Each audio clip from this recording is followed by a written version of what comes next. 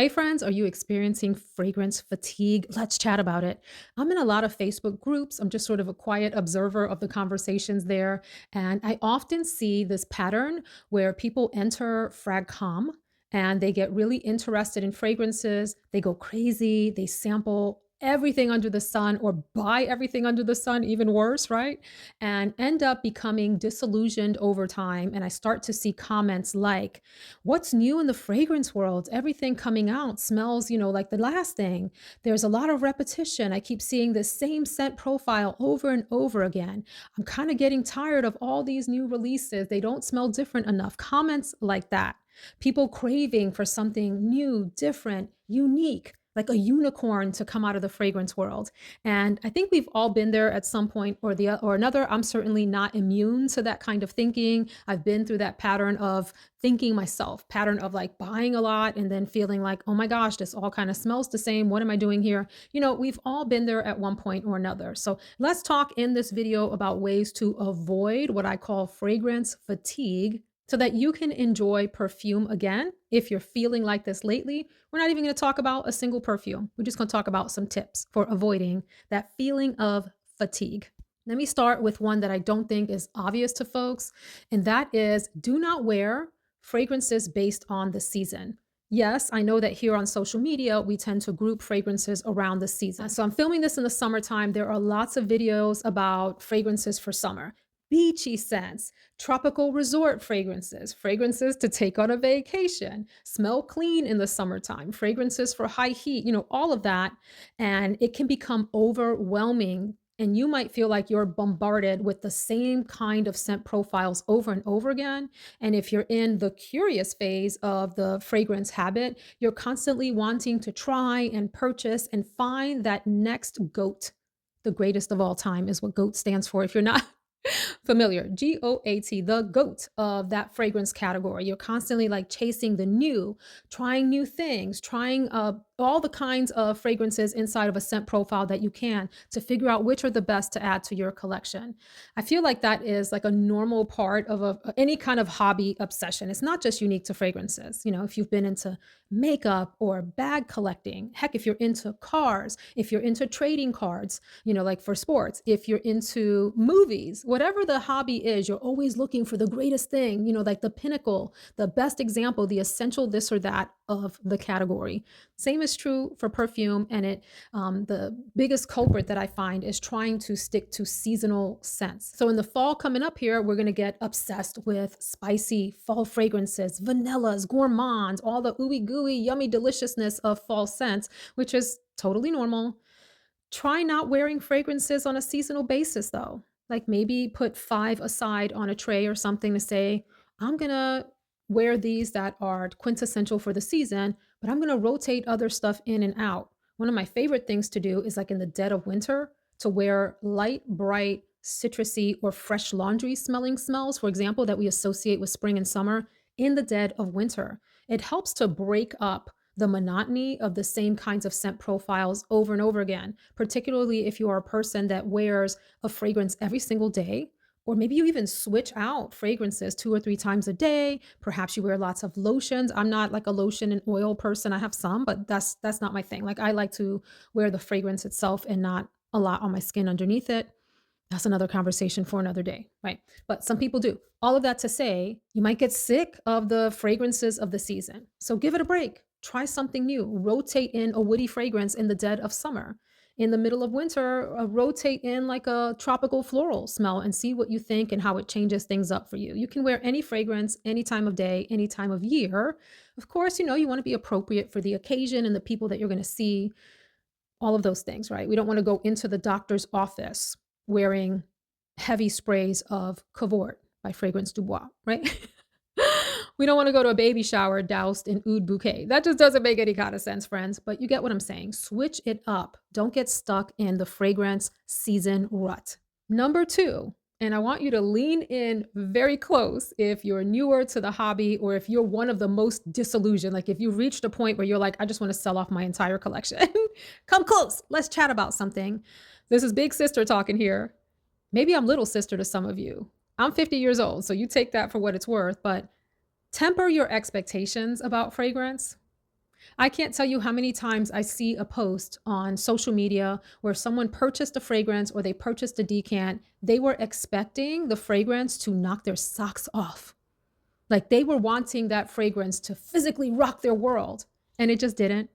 And then they were disappointed, disillusioned, upset with the reviewer that recommended it, upset with the person in the Facebook group that recommended the thing because it just didn't tickle their fancy. So, friends, temper your expectations. Remember that a bottle of fragrance is just a bottle of fragrance. This is not magic. This is not a unicorn. This is not the panacea to world problems. This isn't going to cure depression or illness. This is literally perfumer's alcohol and fragrance oils. That's all it is at the end of the day. We have gotten into this like thing especially if you consume a lot of content on perfume where there's perfume reviews. We've gotten ourselves into a space where we're looking, like I said in the first part, for the goat. And we expect every fragrance that we try to live up to these enormously grandiose expectations when all it is a perfume bottle. That is all. Let's stop making fragrance bottles into more than they are. They're not life coaches. They're not a winning lottery ticket, and they're not an emotional support animal. This is literally something to spray on your skin so that you smell better with it than without it. You know, if you expect to put this on and for people to just flock to you because you smell so amazing, they can't wait to smell you, we got a problem.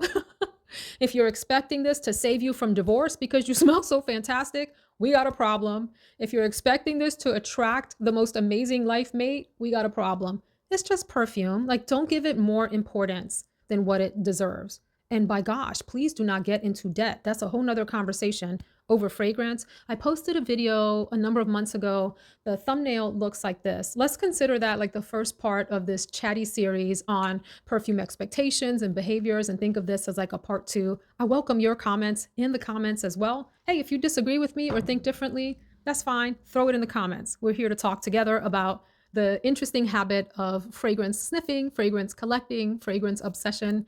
But I also want to keep it real with you about expectations. So the bottom line here is temper your expectations. Stop expecting every fragrance that arrives on your doorstep to create earthquakes, to be the solution to all of your life challenges and problems. It's just perfume, friends.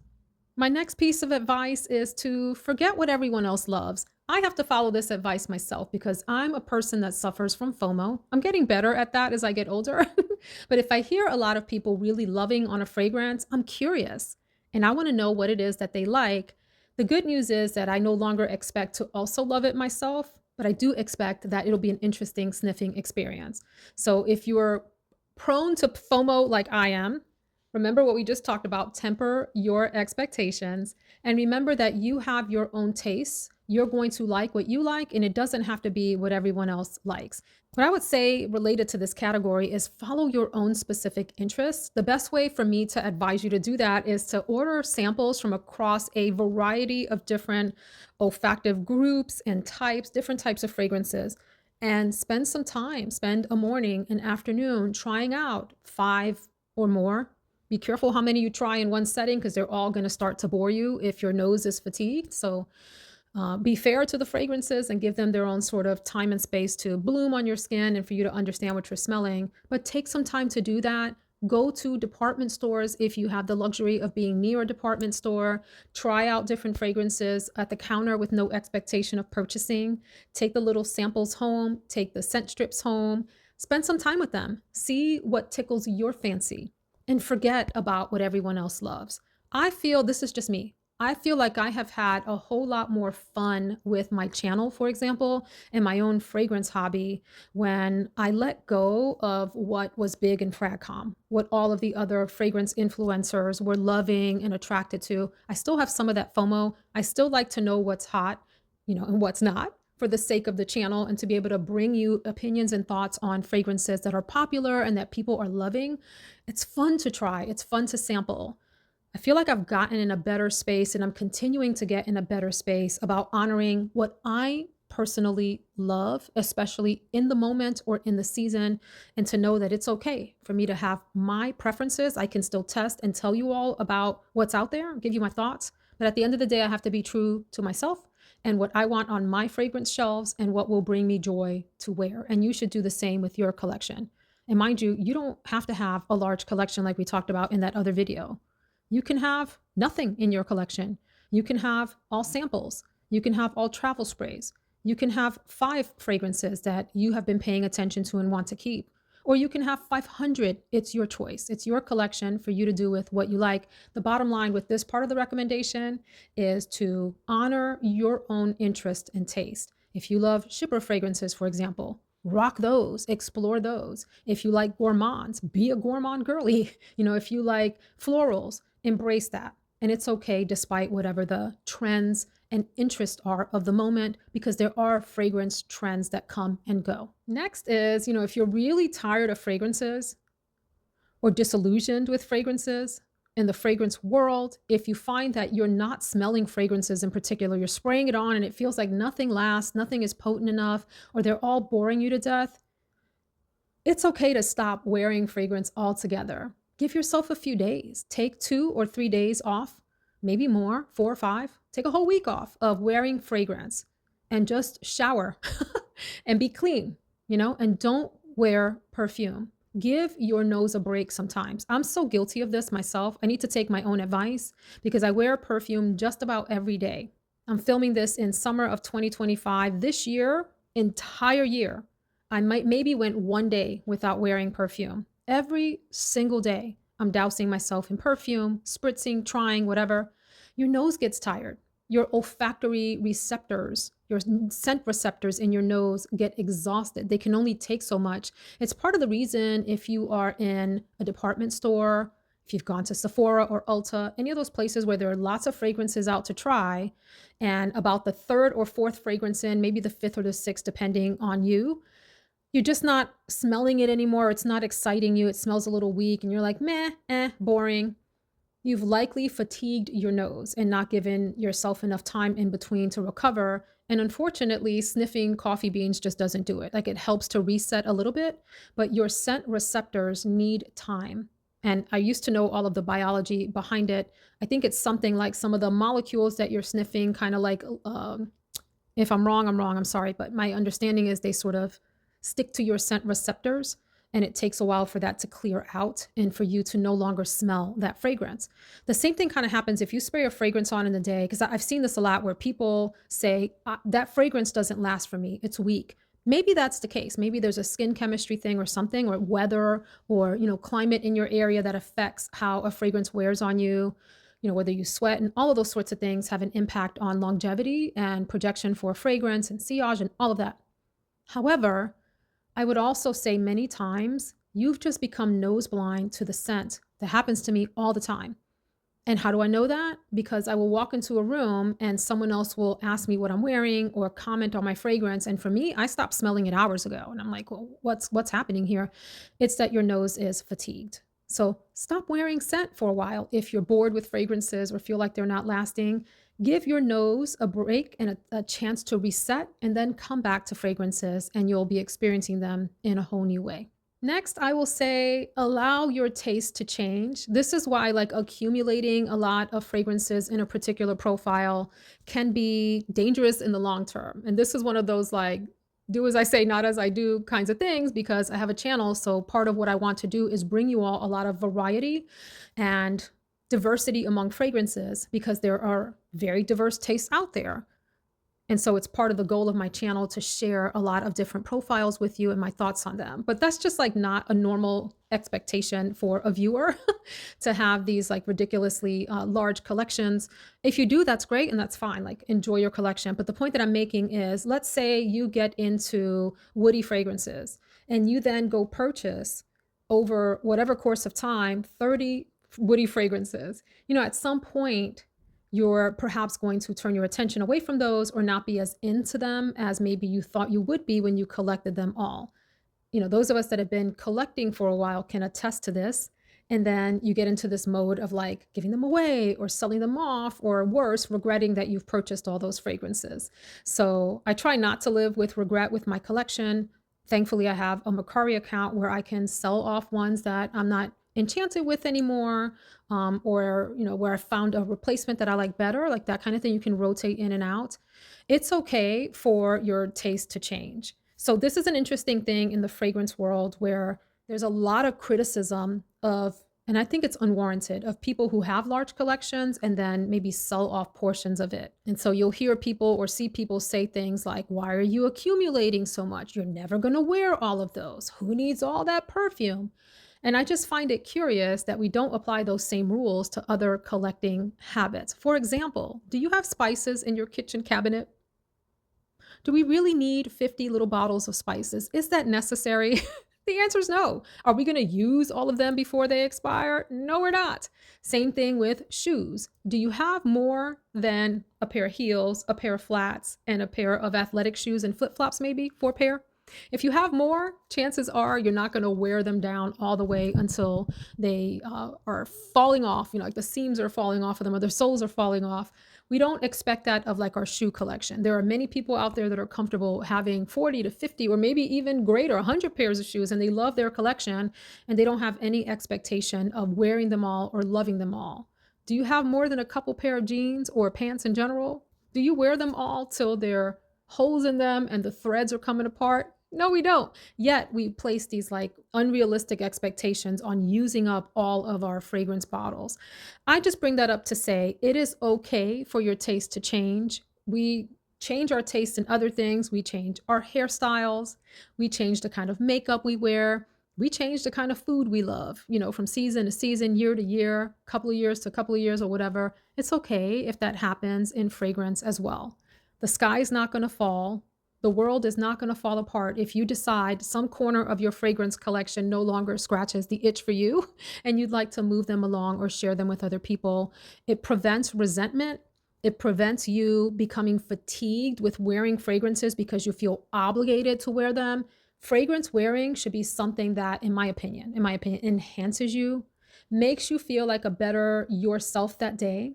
You know, the fragrance is expressing how you feel that day, how you want to project out into the world. Like you might be wearing a red lipstick if you want to be sexy and bold one night or noticed. Maybe there's a fragrance that accompanies that feeling.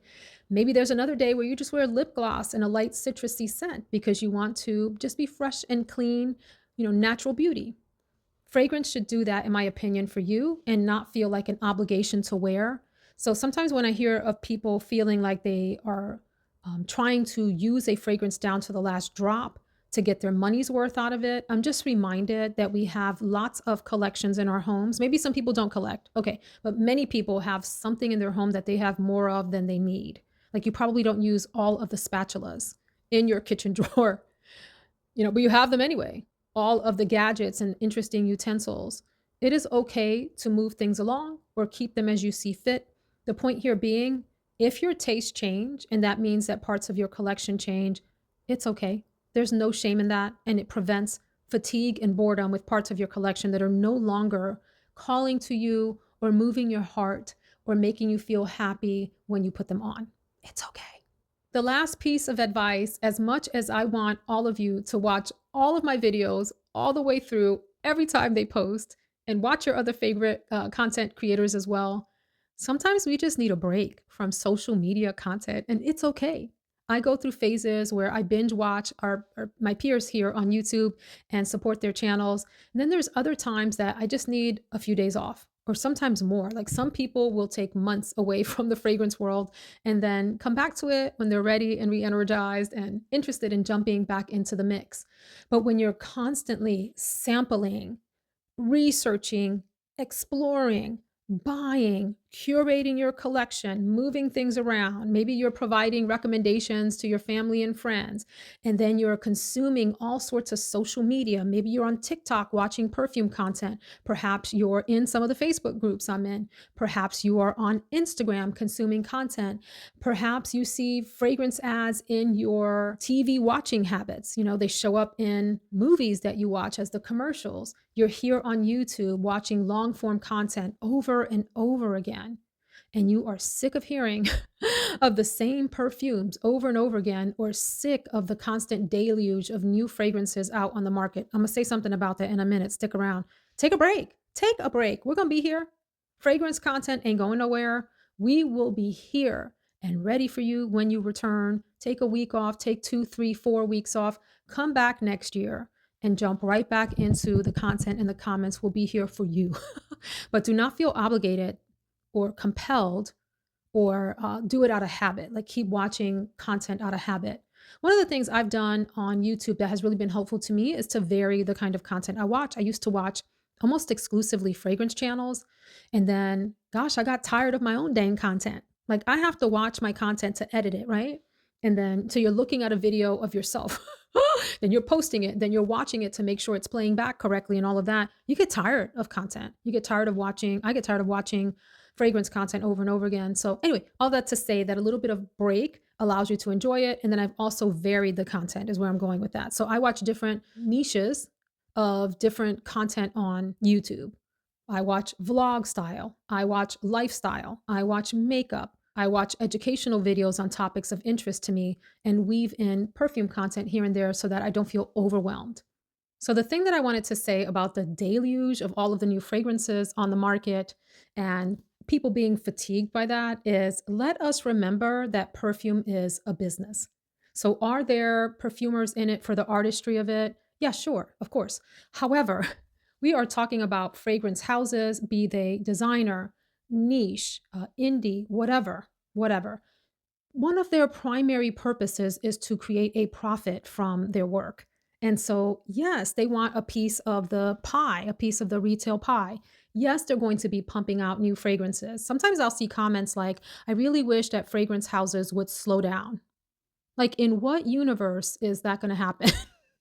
It's just not. Do we see the fashion industry slowing down because people are tired of new handbags or new sneakers or new outfits or new winter coats? No, each business is constantly producing and thinking about the next product that they're going to put out onto the market for a profit. Like that is, friends, I guess I'm just saying, I know this sounds really snarky. I don't mean it to sound snarky, but it's kind of one of those things like expecting a dog not to bark doesn't make any sense. Expecting businesses not to put products out on the market or expecting businesses to watch what other products are coming out on the market and them waiting for the market to be ready, for their product. I think to some extent there are market analyses and so forth that a company can do to decide when is the right time to drop a fragrance and if there's an appetite out in the consumer market for their products. But the point I'm making is let us remember that it is the job of a business to be constantly pushing product out into the field for people to purchase. That is their livelihood. And so I don't know, I'm always tickled when people are upset that there are a lot of new releases. I mean, I joke about that on my channel too. Oh my gosh, there's so many new releases. Who can keep up? Well, why are we trying to keep up? There's no need to keep up. I try to keep up because I have a channel. And so I want to share with you what's out that is of interest to me or I think will be of interest to you.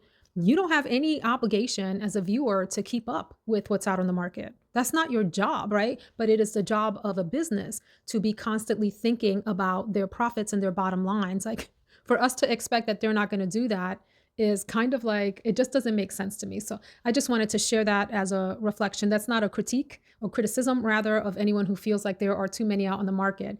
It's just me being realistic about what a business is designed to do or how they need to behave to survive in this marketplace, which is fierce, right? The beauty industry is an incredibly competitive market, be that accessories, be that hair products, makeup, skincare, fragrance, lotions, body sprays, all of that stuff is like constantly being churned out. And so we just have to know that as consumers, and we are the ones that are responsible for setting our own boundaries about that. So if you feel overwhelmed by advertising and all of that, turn it off for a while. It's okay not to watch. Come back when you're ready, or figure out what your personal filters are, and be convinced, like convince yourself that you are going to stick to a budget, maybe not buy at all and just enjoy your collection.